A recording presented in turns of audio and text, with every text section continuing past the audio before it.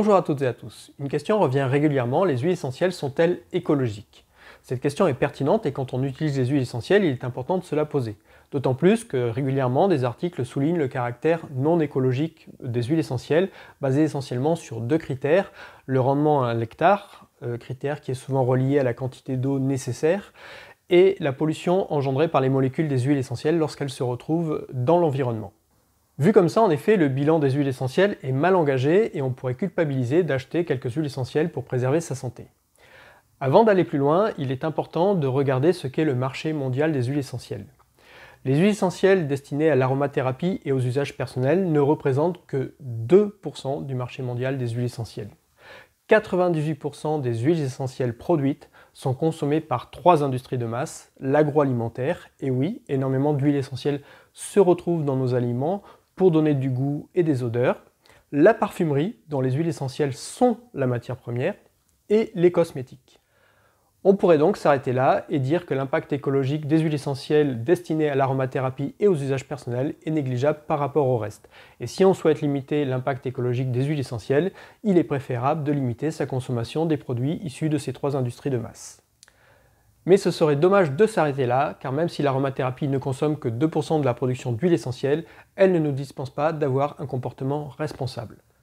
Quoi que nous fassions, pour vivre, nous nourrir, nous vêtir, nous déplacer, etc., nos actions ont souvent un coût écologique. Notre responsabilité revient à en avoir conscience pour limiter ce coût autant que faire se peut.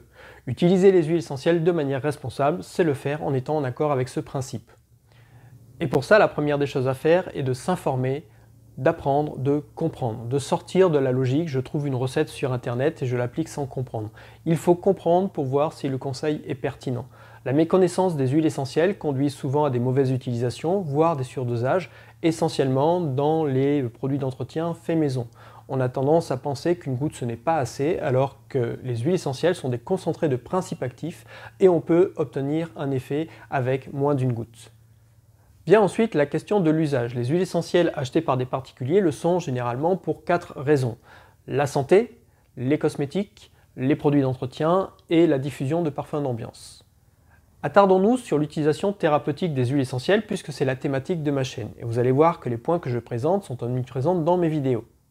La première des choses à faire est bien évidemment de se former à leur utilisation pour les utiliser à bon escient et ne pas faire de gaspillage. Le deuxième point est de n'acheter des huiles que de production responsable et bio. Le troisième point est de ne pas se lancer dans la collection d'huiles essentielles, mais plutôt partir sur une trousse minimaliste de 10 ou 20 huiles essentielles grand maximum avec lequel on pourra répondre à la majorité des situations. Et si vous me suivez depuis le début, vous savez que c'est la démarche que je privilégie.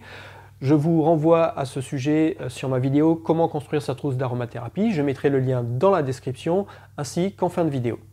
Quatrième point, on peut bien évidemment éviter toutes les huiles qui ont un impact écologique important, celles qui ont de très mauvais rendements à l'hectare, car aucune huile n'est absolument unique. On peut toujours remplacer une huile par d'autres huiles. On peut retrouver les mêmes propriétés dans d'autres huiles avec des rendements à l'hectare plus raisonnables.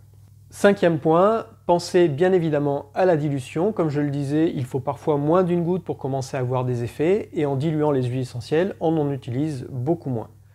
Concernant les besoins en eau, je vous invite à voir le détail dans l'article associé à la vidéo. Mais en résumé, il faut relativiser. Les articles ont tendance à se focaliser sur la rose de Damas, qui est le pire cas, alors que c'est une huile peu vendue à l'échelle mondiale, vu son prix. Et de plus, on ne la retrouve même pas dans les 20 huiles les plus vendues en France pour l'aromathérapie. D'ailleurs, les deux huiles les plus vendues pour l'aromathérapie en France sont le titri et la lavande, deux cultures qui nécessitent peu d'arrosage. Concernant la pollution des huiles essentielles, là encore, ça résulte de l'utilisation des huiles essentielles dans les produits ménagers et je n'encourage pas particulièrement cette utilisation, c'est quand même gâcher un produit relativement précieux pour une utilisation qui est plus que discutable. Il n'y a donc aucune raison de stigmatiser l'utilisation des huiles essentielles à des fins thérapeutiques lorsqu'elles sont bien utilisées. Elles ont certes un coût écologique, comme quand nous cultivons du tabac, du café, du coton, etc. Et il nous appartient de le minimiser par une utilisation responsable. Voilà, prenez bien soin de vous et à très bientôt pour une prochaine vidéo.